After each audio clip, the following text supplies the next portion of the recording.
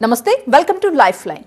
ఈరోజు మనం మెడ, నడుము నొప్పి, వెన్ను నొప్పి, అలాగే L4, L5 సమస్యలు, సయాటికా, స్పాండిలైటిస్, ఈ సమస్యలన్నింటికీ కూడా ఆయుర్వేద కారణాలు, లక్షణాలు ఏ విధంగా ఉంటాయి, ఆయుర్వేదంలో ఎలాంటి నివారణోపాయాలు ఉన్నాయి, ఎలాంటి చికిత్స విధానం అందుబాటులో ఉంది, ఇవన్నీ కూడా తెలుసుకుందాం. మనతో పాటు సిద్ధంగా ఉన్నారు డాక్టర్ వర్ధన్ ఆయుర్వేద హాస్పిటల్స్ నుంచి.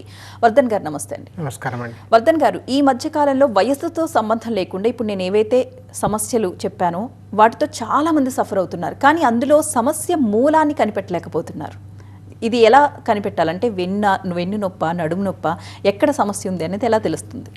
ఒకటండి, ఒక ఇంటర్నేషనల్లీ అక్లైమ్డ్ బెస్ట్ సర్జన్ చెప్పిన మాట, the best spinal surgery is the one which you will never need it అని అంటాడు. అంటే మనకి నిజానికి స్పైనల్ సర్జరీకి వెళ్ళాల్సిన అవసరము, అగత్యం లేనటువంటి పరిస్థితిని ఏర్పరచుకోవడమే మన బెస్ట్ స్పైన్ సర్జరీ అని చెప్తాడు.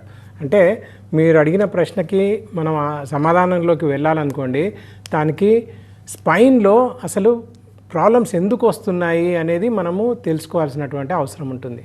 అండ్ దానికి మెడలో ప్రాబ్లమ్స్ ఉన్నాయి, నడుములో ప్రాబ్లమ్స్ ఉన్నాయి, మధ్యలో ప్రాబ్లమ్స్ ఉన్నాయి. సో స్పైన్లో డిఫరెంట్ ఏరియాస్లో డిఫరెంట్ ప్రాబ్లమ్స్ ఉన్నాయి. కానీ కామన్గా వచ్చే ప్రాబ్లమ్ని neck pain, back pain, thoracic pain, sacral pain, hip pain, కాలంతా పాకే సయాటికా అని ఇలా అన్ని విధాలుగా చెప్పుకుంటూ పోతూ ఉంటాం. కాకపోతే స్పైన్ ప్రాబ్లమ్ని కరెక్ట్గా మనం రూట్ కాజ్ని ఎవాల్యుయేట్ చేయకుండా పైన చికిత్సలు తీసుకుంటే ఎప్పటికీ తగ్గదు. ఇప్పుడు మనము ప్రస్తుతం ఉన్న సిచ్యువేషన్లో ఎలా ఉన్నామంటే ఎవరికి వారమే ఫుల్ బిజీగా ఉన్నాం. ఈరోజు గడవకపోతే చాలా కష్టమైపోయేటువంటి పరిస్థితులు, అది ఆఫీస్లో కానివ్వండి, ఉద్యోగాలలో కానివ్వండి, ఎంటర్ప్రెనర్లో కానివ్వండి, సొంత బిజినెస్లే కానివ్వండి, ఆ రోజుకి వాళ్ళు చేయాల్సిన పనులు చాలా ఉంటాయి. అలాంటి పరిస్థితులలో నడుము నొప్పి, మెడ నొప్పి ఏదైనా బాధించిందనుకోండి, కూర్చొని ఉండే పరిస్థితి కాదు. వెనకటి కాలంలో అంటే పడుకోండి, ఒక 3 రోజులు తగ్గిపోతుంది అని చెప్పేవాళ్ళు. కానీ ఇప్పుడు ఆ ఒక్కరోజు, 2 రోజులు, 3 రోజులు పడుకునే పరిస్థితి ఎవరి దగ్గర లేదు. అందుకని ఏం చేస్తారు, పెయిన్ కిల్లర్లు వెంటనే పాపప్ చేసేసి వాళ్ళ పని వాళ్ళు చేసుకుంటూ పోతూ ఉంటారు. అలా చేయడం వల్ల స్పైనల్ ప్రాబ్లము రూట్ కాజ్ని మనం కనుక్కోలేక, ఆ మూల కారణాన్ని కనుక్కోలేక టెంపరీగా సొల్యూషన్స్ ఇవ్వడం ప్రారంభిస్తూ ఉంటాం. అలా టెంపరీ సొల్యూషన్స్ ఇవ్వడం ప్రారంభించినప్పుడు అది ఫస్ట్ లెవెల్ నుంచి సెకండ్ లెవెల్కి, సెకండ్ లెవెల్ నుంచి థర్డ్ లెవెల్కి, థర్డ్ లెవెల్ నుంచి అసలు ట్రీట్మెంట్కి సాధ్యం కాని 4th లెవెల్కి, సర్జరీలకి వెళ్ళిపోతూ ఉంటాయి. కాబట్టి నేను చెప్పాల్సిన పాయింట్ ఏంటంటే మనం మూల కారణాన్ని కరెక్ట్గా పట్టుకొని దాన్ని తీసివేసే ప్రయత్నం చేయడమే కరెక్ట్ అయినటువంటి ట్రీట్మెంట్ ప్రొసీజర్. దానికి ఆయుర్వేదంలో వాతాన్ని చికిత్స చేయండి అని చెప్తారు. ఈ మనం నొప్పులు, తిమ్మిర్లు, పోట్లు, మంటలు, ఇవన్నీ ఒక 42 రకాల లక్షణాలు ఉంటాయి, వాత లక్షణాలు. ఈ వాత లక్షణాలన్నీ కూడా మళ్ళీ అన్నీ తీసుకెళ్ళి ఎక్కడికి వెళ్తుంది అంటే అశీతి వాత రోగాలు అని వెళ్ళిపోతాయి. అంటే 80 రకాల వాత రోగాలు వస్తాయి. మెడ నొప్పిని గ్రీవవాతం అంటాము, నడుము నొప్పిని కటివాతం అంటాము, కాలంతా పాకే సయాటికాని గృద్రసి వాతం అంటాము, చెయ్యంతా వచ్చేదాన్ని అపవాహుక వాతం అంటాము, చేతులు పడిపోవడం, కాళ్ళు పడిపోవడం, వీటన్నిటిని పక్షవాతం అని కూడా అంటాం. సో ఇక్కడ పాయింట్ ఏంటంటే ఆ మూల కారణం ఏదైతే ఉందో, మూల వాతం ఏదైతే ఉందో, ఆ వాతాన్ని తీసివేయడానికి ప్రయత్నం చేయాలి. మేము చేసే మేరు చికిత్స, మర్మ చికిత్స అనే చికిత్సా పద్ధతులు ఈ మూల కారణాన్ని తీసివేసేటువంటి ప్రయత్నం చేస్తాయి. ఇది ancient Ayurveda spine and neurotherapy. ఇప్పటికీ 1 మిలియన్ బ్యాక్ పెయిన్ పేషెంట్స్కి, అంటే 10 లక్షల మందికి పైగా వెన్నునొప్పితో బాధపడే వాళ్ళకి ట్రీట్మెంట్స్ ఇచ్చాము. 4 లక్షల మందికి పైగా స్పైనల్ సర్జరీస్ కూడా అవాయిడ్ చేయగలిగాం. అదంతా కూడా ఈ మేరు చికిత్సతోటే సాధ్యపడింది, మూల కారణాన్ని తీసివేయడంతో సాధ్యపడింది. అసలు ఈ మూల కారణాన్ని మీరు ఎలా కనిపెడతారండి? ఒకటండి, అంటే పేషెంట్ రాగానే వాళ్ళ ఎంఆర్ఐని బట్టో, ఎక్స్రేని బట్టో ట్రీట్మెంట్ చేయము. ఇప్పుడు సింపుల్గా చెప్తాను, రాబర్ట్ డి బోయో అనే ఒక న్యూరో సైంటిస్ట్ ఉన్నాడు. ఆయన చెప్పే పాయింట్ ఏంటంటే ఒక కరెక్ట్ ఎక్స్రే మనకి రావాలి అంటే 2500 ఎక్స్రేలు చూడాలి, 2500 ఎక్స్రేలు చేయాలి అంటాడు. అలాగే ఒక MRI is not always correct, 75% of MRI is wrong అంటారు. అలాంటి పరిస్థితులలో ఎక్స్రేలు చూసి, ఎంఆర్ఐలు చూసి ట్రీట్మెంట్లు చెప్పేస్తున్నారు. ఇప్పుడు ఉన్న పరిస్థితి ఏంటంటే పేషెంట్ చూడడం కన్నా ఎంఆర్ఐ రిపోర్ట్ని చూసి సర్జరీలు చెప్తున్న వాళ్ళు ట్రీట్మెంట్లు చేసేవాళ్ళు ఉన్నారు. కాకపోతే ఇక్కడ గమనించాల్సిన పాయింట్, ఎంఆర్ఐలో చాలా తీవ్రంగా కనబడేటువంటి ప్రాబ్లము అసలు పేషెంట్కి లక్షణాలు కూడా కనబడవు. ఎంఆర్ఐలో అసలు ఏమీ లేని పరిస్థితి ఉన్నప్పుడు పేషెంట్ చాలా సివియర్ ప్రాబ్లంతో సివియర్ లక్షణాలను చూపిస్తూ ఉంటాడు. కాజ్ అండ్ ఎఫెక్ట్ రెండు మ్యాచ్ కావండి ఎంఆర్ఐకి, పేషెంట్ సిమ్టమ్స్కి. ఇక్కడ మనం చేయాల్సింది సిమ్టమాటిక్ ట్రీట్మెంటు, పేషెంట్ ఏం సఫర్ అవుతున్నాడు అనే దాన్ని బట్టి ట్రీట్మెంట్ చేయాలి. అందుకని ఆయుర్వేదంలో ఫస్ట్ రాగానే మేము ప్రకృతి అసెస్మెంట్ అని చేస్తాం, అంటే శరీర ధర్మాన్ని అసెస్ చేస్తాం.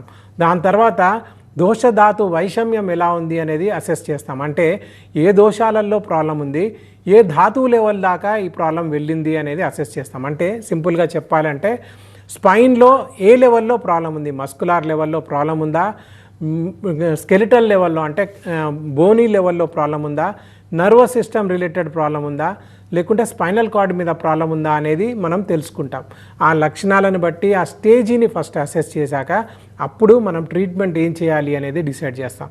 యూజువల్గా ఏంటంటే 4 రకాల ట్రీట్మెంట్స్ ఉంటాయి.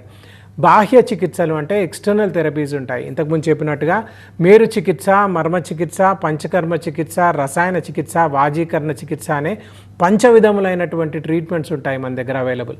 అవి చేస్తే స్పైన్ని రీఅలైన్మెంట్ అనేది తీసుకురావాల్సి వస్తుంది.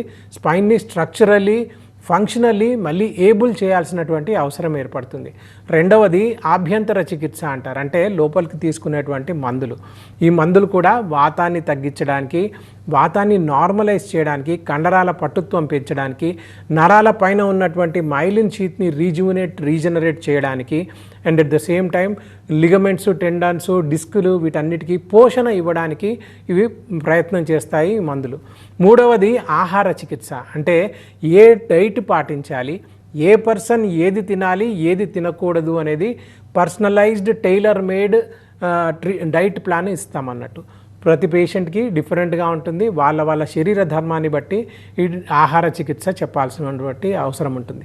నాలుగోది విహార చికిత్స, అంటే లైఫ్ స్టైల్ చేంజెస్ చేసుకోవాల్సినటువంటి అవసరం ఉంటుంది. అంటే కూర్చునే విధానం, నిలబడే విధానం, పడుకునే విధానం, బరువులెత్తే విధానం, ప్రయాణం చేసే విధానం, ఇవన్నీ మార్చుకోవాల్సినటువంటి ప్రయత్నం చేయాలి.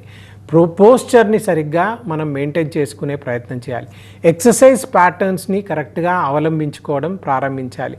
డైలీ రొటీన్ ఎలా ఉండాలి, డైలీ రెజిమెన్ ఎలా ఉండాలి అనేది కూడా చెప్తూ ఉంటాం.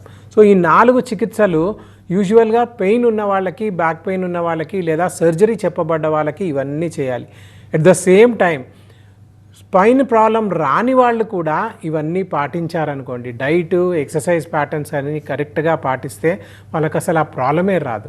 So protect your spine today and avoid spinal surgical table tomorrow అంటాం. అంటే ఈరోజు కనుక మీరు స్పైన్ని మీరు ప్రొటెక్ట్ చేసుకోగలిగితే, కాపాడుకోగలిగితే, ఆ స్పైన్ని స్ట్రాంగ్గా ఉంచుకోగలిగితే రేపు అసలు సర్జరీ కోసం టేబుల్ ఎక్కాల్సిన అవసరమే ఉండదు, అసలు సర్జరీలే అవసరం ఉండవు. అది ఈ డైట్ అండ్ లైఫ్ స్టైల్ కరెక్ట్గా పాటించినట్లయితే రేపు పొద్దున హ్యాపీగా, ఎనర్జెటిక్గా, హెల్దీగా, సెక్షువల్గా కూడా, ఫిజికల్గా కూడా హ్యాపీగా ఉండొచ్చండి. అయితే మీ దగ్గరకు వచ్చే పేషెంట్స్ ఎలాంటి లక్షణాలతో వస్తారంటే, చాలామంది అలోపతి ట్రై చేసి ఇంకా దాంతో విసిగిపోయి ఎంతకాలం అని ఇలా మందులు వాడుతూ పోతామని ఆయుర్వేదానికో హోమియోకో వెళుతూ ఉంటారు. ఇలాంటి పేషెంట్స్కి కంప్లీట్గా క్యూర్ అయ్యే పరిస్థితి ఉంటుందా? డెఫినెట్గా ఉంటుందండి. అది ఇప్పుడు చెప్పినట్టుగా స్టేజెస్ వైజ్ ఉంటుందండి. 4 స్టేజెస్ ఉంటాయి.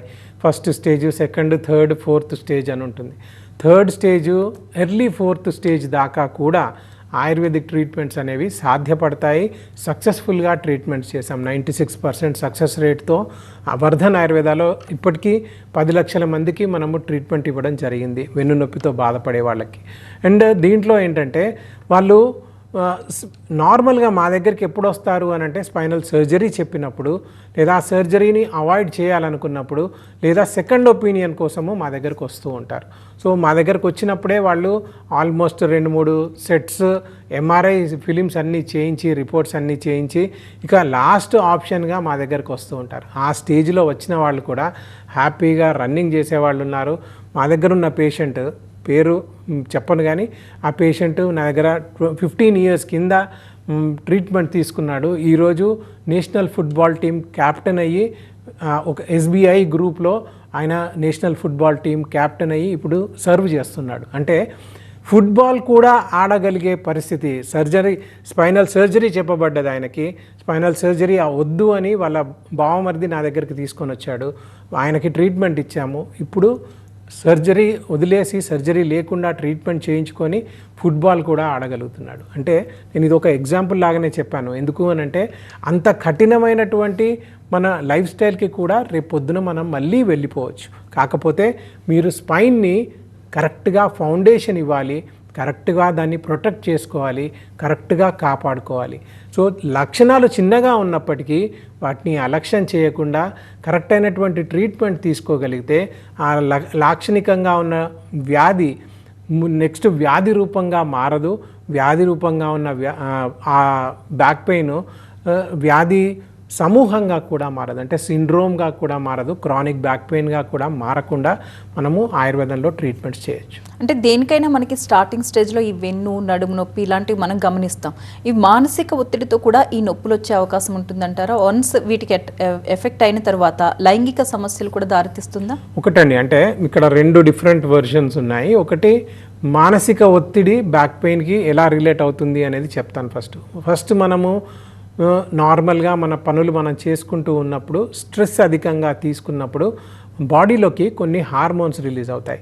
ముఖ్యంగా కార్టిజాల్ అనే హార్మోన్ రిలీజ్ అవుతుంది. ఇది ఏం చేస్తుందంటే మన హార్ట్ రేట్ని ఇంక్రీజ్ చేస్తుంది, రెస్పిరేటరీ రేట్ని ఇంక్రీజ్ చేస్తుంది, మనల్ని ఫైట్ ఆర్ ఫ్లైట్ మోడ్కి, అంటే కొట్టాలనన్నా కొట్టాలి, ఎవరితోనైనా కొట్లాటలోకి దిగాలి, లేదా అక్కడి నుంచి పారిపోయే పరిస్థితిని తీసుకొస్తుంది, బాడీ ప్రిపేర్ చేస్తుంది. ఆ సమయంలో స్పైన్ మీద ఏం జరుగుతుంది అని అంటే, మనం స్పైన్ గురించి మాట్లాడుకున్నప్పుడు స్పైన్లో ఉన్న muscles 95% of back is covered by muscles only.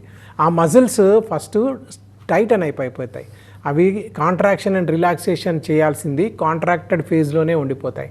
అది కాంట్రాక్టెడ్ ఫేజ్లో ఉన్నప్పుడు నిత్యంగా మీరు అదే స్ట్రెస్ని తీసుకుంటూ ఉన్నప్పుడు, అంటే ఎడతెరపి లేకుండా స్ట్రెస్ని తీసుకున్నప్పుడు కంటిన్యూస్ కార్టిజాల్ పోర్ అయినప్పుడు ఆ మజిల్స్ అనేవి డైరెక్ట్గా కాంట్రాక్షన్ ఫేజ్లోనే ఉండిపోతాయి. అంటే మీకు బ్యాక్ పెయిన్ రావడానికి, బ్యాక్ పెయిన్ ఇంకా తీవ్రం కావడానికి ఈ స్ట్రెస్, మానసిక సమస్యలు కారణమవుతాయి. స్ట్రెస్ అని అన్నప్పుడు మన యాంగ్జైటీ కావచ్చు, డిప్రెషన్ కావచ్చు, కోపం రావచ్చు, భయం రావచ్చు, అన్ని ఎమోషన్స్. ఈ ఎమోషనల్ కంట్రోల్ లేకపోతే స్పైనల్ ప్రాబ్లమ్స్ ఇంకా ఇంక్రీజ్ అవుతాయి. ఇన్ అదర్ వర్డ్స్, ఎమోషనల్గా మీరు డిస్ట్రెస్డ్గా ఉంటే స్పైన్ స్ట్రెస్డ్ అయిపోతుంది. కాబట్టి ఎమోషన్స్ అన్ని కంట్రోల్లో పెట్టుకొని స్ట్రెస్ని తగ్గించుకునేటువంటి ప్రాణాయామ లాంటి ఉపాయాలు, ఉపచారాలు ముందు నుంచే చేస్తే స్పైనల్ ప్రాబ్లమ్స్ దాకా వెళ్ళవు. సెకండ్ క్వశ్చన్ ఏంటంటే, లైంగిక ప్రాబ్లమ్స్ కూడా వస్తాయా వెన్నునొప్పితో అని మీరు అడిగారు. దీంట్లో ఏంటంటే స్పైన్ నుంచి, అంటే లోవర్ బ్యాక్లో L3 దగ్గర నుంచి S3 దాకా ఒక 3 నరాలు వస్తాయండి. 3 నరాలు ఇలా ఉంటాయి. ఆ 3 నరాలు కలిసి ఒకటే పెద్ద నరం ఫామ్ అవుతుంది. అది మన బొటన వేలి మందంగా ఉంటుంది, అంటే 1 ఇంచ్ మందంగా ఉంటుంది. అది మన తొడల వెనకాల, మోకాల వెనకాల, పిక్కల వెనకాల, పాదం పర్యంతం వెళ్ళే longest nerve in the body. దీన్ని సయాటిక్ నర్వ్ అంటారు. అది తొంటి దగ్గరికి వచ్చిన తర్వాత గజ్జల ప్రాంతంలో నుంచి అంగానికి, అండకోశానికి బైఫర్కేట్ అవుతుంది. దాన్ని ప్యూడెండల్ నర్వ్ అంటారు. ఈ ప్యూడెండల్ నర్వ్కి మన అంగానికి, అండకోశానికి రక్తాన్ని సరఫరా చేసేటువంటి గుణం ఉంటుంది. సో ఒకసారి నడుములో కంప్రెషన్ ఏర్పడింది, ఆ ప్యూడెండల్ నర్వ్ ఎఫెక్ట్ అయింది, మీకు అంగస్తంభన సమస్యలు, శీఘ్రస్ఖలన సమస్యలు మేల్స్లో కనబడితే, ఫీమేల్స్లో hormonal imbalances, frigidity, painful sexual intercourse ఇవన్నీ కూడా కనబడతాయి. మొన్న లాస్ట్ వీక్ ఒక పేషెంట్ వచ్చారు. సో అన్నీ బాగున్నాయి డాక్టర్ గారు, కానీ కలవడానికి ఒప్పుకోవట్లేదు నా వైఫ్ అని చెప్పి భర్త తీసుకొని వచ్చాడు భార్యని. సో మొత్తం అంతా ఎవాల్యుయేట్ చేస్తే బ్యాక్ పెయిన్ ఉంది అని చెప్పారు. సో మళ్ళీ వాళ్ళు నేను చెప్పింది నమ్మకుండా వెళ్ళి MRI చేయించుకున్నారు. అప్పుడు డైరెక్ట్గా L4, L5లో సివియర్ టు సివియర్ కంప్రెషన్ ఉంది అని కనబడింది. సో ఇలా మనం అనుకుంటూ ఉంటాము, లైంగిక సమస్యలకి సపరేట్గా సెక్సాలజిస్ట్ దగ్గరికి వెళ్ళాలి, లేదా ఆండ్రాలజిస్ట్ దగ్గరికి వెళ్ళాలి. స్పైనల్ సమస్యలకి స్పైనల్ స్పెషలిస్ట్ దగ్గరికి, న్యూరాలజిస్ట్ దగ్గరికి వెళ్ళాలి, లేదా ఇతర సమస్యలకి, కండరాల నొప్పులకి మిగతా ఆర్థోపెడిషియన్ దగ్గరికి వెళ్ళాలి. లేదండి, అవసరం లేదు. మస్కులార్ పెయిన్ అయినా, నర్వస్ పెయిన్ అయినా లేదా స్పైనల్ ప్రాబ్లమ్స్ అయినా సెక్షువల్ ప్రాబ్లమ్స్ అయినా ఆయుర్వేదంలో ఇవన్నీ కూడా అపానవాత దృష్టి అంటాం. అంటే అపానవాతం అనేది బొడ్డు కింద ఉండేటువంటి వాతం. అది 5 ఫంక్షనాలిటీస్ చేస్తుంది. ఒకటి యూరిన్ని కంట్రోల్ చేస్తుంది, రెండవది మోషన్ని కంట్రోల్ చేస్తుంది, మూడవది ఎరెక్షను, ఎజాక్యులేషను, ఆర్గాజం మీద కంట్రోల్ ఉంటుంది, నాలుగవది ఫీమేల్ మెన్స్ట్రువల్ సైకిల్ని కంట్రోల్ చేస్తుంది, ఐదవది 9 నెలలు గర్భాన్ని మోయడము, 9 నెలల తర్వాత గర్భాన్ని బయటికి అంటే శిశువు బయటికి రావడము, వీటన్నిటికీ కూడా అపానవాతమే మూలంగా ఉంటుంది. అలాంటి అపానవాతం వికృతి పొందిందనుకోండి, యూరిన్లో చేంజెస్ కనబడతాయి, మోషన్లో చేంజెస్ కనబడతాయి, సెక్షువల్ యాక్టివిటీలో ఎరెక్షన్, ఎజాక్యులేషన్, ఆర్గాజంలో చేంజెస్ కనబడతాయి, మెన్స్ట్రువల్ సైకిల్ డిజార్డర్స్ కనబడతాయి, మెన్స్ట్రువల్ సైకిల్లో ప్రాబ్లమ్స్ కనబడతాయి, రిపీటెడ్ అబార్షన్స్ కూడా అవుతాయి. కాబట్టి అలాంటి అపానవాతాన్ని మనం నార్మలైజ్ చేసుకోవాలి. ఇంతకుముందు చెప్పినట్టుగా స్పైనల్ స్పెషలిస్ట్ దగ్గరికి, సెక్సాలజిస్ట్ దగ్గరికి వెళ్ళాల్సిన అవసరం లేదు. అన్నిటినీ కరెక్ట్గా ట్రీట్ చేయగలిగే ఒక ఆయుర్వేద డాక్టర్ని కలిస్తే మీ స్పైనల్ ప్రాబ్లం తగ్గుతుంది, సెక్షువల్ ప్రాబ్లమ్స్ కూడా మెరుగవుతాయి, హార్మోనల్ సమస్యలు కూడా మెరుగవుతాయి. కాకపోతే ఇంతకుముందు ఫస్ట్ చెప్పినట్టు రూట్ కాజ్ ఎవాల్యుయేషన్ చేయాలి. Without root cause evaluation nothing is possible. ఏ సమస్యకైనా అది స్పైనల్ ప్రాబ్లమే కానివ్వండి, సోరియాసిసే కానివ్వండి, సెక్షువల్ ప్రాబ్లమ్సే కానివ్వండి, severe to severe autoimmune కండిషన్సే కానివ్వండి, రూట్ కాజ్ ఎవాల్యుయేషన్ అనేది కంపల్సరీగా జరగాలి. ఆయుర్వేదంలో శరీర ధర్మాన్ని బట్టి, వ్యాధి తీవ్రతను బట్టి మూల కారణాన్ని మనం తీసివేస్తాం కాబట్టి సక్సెస్ఫుల్ ట్రీట్మెంట్స్ చేయగలుగుతున్నాం. అయితే చాలామంది డాక్టర్స్ వెన్ను నొప్పికి ఎంతకాలం అని మందులు వాడతారు, డైరెక్ట్ సర్జరీకి వెళ్ళిపోండి అని సజెస్ట్ చేస్తూ ఉంటారు కదా. అసలు వెన్ను నొప్పికి సర్జరీ ఒక్కటే పరిష్కారమా? ఒకటండి, అంటే ఒక చిన్న కొటేషన్ కూడా ఉంది, there is no risk free spinal surgery అని. అంటే స్పైనల్ సర్జరీ అనే కాదు, ఏ సర్జరీకి వెళ్ళాలన్నా రిస్క్ ఫ్రీ సర్జరీస్ అంటూ ఏవీ లేవు. ప్రతి దాంట్లో మెరిట్స్ ఉంటాయి, డీమెరిట్స్ ఉంటాయి. కాకపోతే ఈ కాలంలో ఏంటంటే డీమెరిట్స్ చెప్పకుండానే మెరిట్స్ చెప్పేసి వెంటనే సర్జరీలు కూడా జరిగిపోతున్నాయి. కాకపోతే గుర్తుపెట్టుకోవాల్సిన పాయింట్ ఏంటంటే చిన్న చిన్న కాంప్లికేషన్స్ దగ్గర నుంచి, అంటే స్కార్ హీల్ కాకపోవడము దగ్గర నుంచి అనస్థీషియా కాంప్లికేషన్స్, పారాలిటిక్ స్ట్రోక్ వచ్చేటువంటి ఛాన్సెస్ అన్నీ కూడా చాలా ఎక్కువగా ఉన్నాయి. అందుకనే మేము చెప్పే point, we are not against spinal surgeries అండి. 3rd స్టేజ్ దాటిన తర్వాత 4th స్టేజ్లో కంపల్సరీగా స్పైనల్ సర్జరీకే వెళ్ళాల్సి ఉంటుంది. అంటే red flag science, warning signs అని సర్జికల్ టెక్స్ట్ బుక్స్లో అన్నిట్లో చెప్పబడతాయి. దాంట్లో ఏంటంటే యూరిన్ మీకు ఆగకపోతే లేదా యూరిన్ ఆగిపోతే, తెలియకుండా జారిపోతే, మోషన్ కూడా తెలియకుండా ఆగిపోతే లేదా జారిపోతే, అండ్ ఫీవర్ ఎక్కువగా ఉండి చిల్స్ అంటే చలి ఎక్కువగా ఉంటే, అంటే ఇన్ఫెక్టివ్ ఆరిజిన్ లాగా ఉంటే, టీబీ, హెచ్ఐవి లాంటి కండిషన్స్ ఉంటే, అండ్ ఇలాంటి రోడ్ ట్రాఫిక్ యాక్సిడెంట్స్ జరిగితే, అలాంటి సందర్భాలలో surgery is the only option అండి.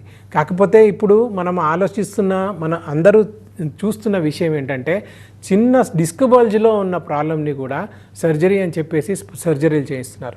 అలాంటి వాటికి వీఆర్ అగెయిన్స్ట్, అలాంటి వాటికి మేము ప్రోత్సహించం. నా దగ్గరే చాలామంది పేషెంట్స్కి, ఒక చిన్న పేషెంట్ది ఎగ్జాంపుల్ చెప్తాను. ఒక పేషెంట్ 2001లో నా దగ్గరికి వచ్చి ట్రీట్మెంట్ చేయమని చెప్పాడు. నేను ఆయనకి చెప్పాను, సార్ ఇది సర్జికల్ ట్రీట్మెంట్, ఇది నేను ఆయుర్వేదం ద్వారా నేను ట్రీట్మెంట్ చేయలేను అని చెప్పాడు. నన్ను అడిగాడు ఆ మూమెంట్లో, మీ ట్రీట్మెంట్ కాస్ట్ ఎంత అండి, ఒకవేళ సర్జరీ కాకపోతే మీ ట్రీట్మెంట్ కాస్ట్ ఎంత అండి, ఎన్ని రోజులు చేయాల్సి వస్తుంది అని. ఇలా ఒక 20 రోజులు ట్రీట్మెంట్ ఉంటుందండి, దానికి అప్పుడు 2001లో 10,000 రూపాయలు ఖర్చు అవుతాయండి. అంటే ₹1,00,000 టేబుల్ మీద పెట్టి ఇప్పుడు నాకు ట్రీట్మెంట్ చేయండి అని చెప్పాడు. నేను చేయనని చెప్పేసి పంపించేశాను. ఆయన వెళ్ళిపోయాడు, సర్జరీ చేయించుకున్నాడు. సర్జరీ తర్వాత మీరు రండి సార్ మళ్ళీ రాకుండా నేను కాపాడడానికి ప్రయత్నం చేస్తాను అని చెప్పాను. మళ్ళీ వచ్చాడు, ట్రీట్మెంట్ తీసుకున్నాడు. ఈ రోజుకి అదే పర్సన్ నాకు 2,500 మంది పేషెంట్స్ని రెఫర్ చేశాడు. సో నేను చెప్పాల్సిన పాయింట్ ఏంటంటే, మేము సర్జరీ వద్దు అని చెప్తున్నాము అనంటే అది ఆయుర్వేదం ద్వారా సాధ్యపడుతుంది అని చెప్పడం. సో సర్జరీకి వెళ్ళమన్నాము అనంటే అది మేము కూడా చేయలేని పరిస్థితి ఉంది అని అర్థం. కాబట్టి బెస్ట్ సెకండ్ ఒపీనియన్ కావాలన్నా, సర్జరీ ఎవరైనా చెప్పినప్పుడు దాన్ని ఎలా నివారించాలి అని ఆలోచిస్తున్నా ఒకసారి కన్సల్టేషన్కి రండి. మా డాక్టర్స్ ఉన్నారు, మనకి 5 బ్రాంచెస్ ఉన్నాయి.